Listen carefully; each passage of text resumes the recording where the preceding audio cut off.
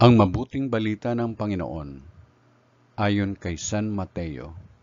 Papuri sa iyo, Panginoon.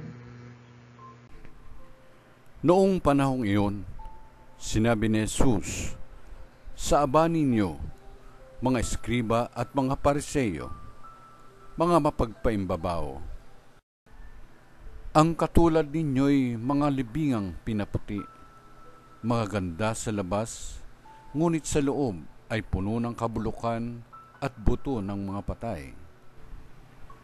Ganyan-ganyan kayo. Sa paningin ng tao'y mabubuti kayo, ngunit ang totoo, punong-puno kayo ng pagpapaimbabaw at kasamaan. Sa aba ninyo, mga eskriba at mga pariseyo, mga mapagpaimbabaw, ipinagtatayo ninyo ng mga libingan ang mga propeta at ginagayakan ang mga puntod ng mga taong namuhay ng matuwid. At sinasabi ninyo, kung kami sana'y nabuhay sa kapanahunan ng aming mga ninuno, hindi namin ipapapatay ang mga propeta. Sa sinabi ninyong iyan, inaamin ninyong kayo'y mga anak ng mga nagpapatay sa mga propeta.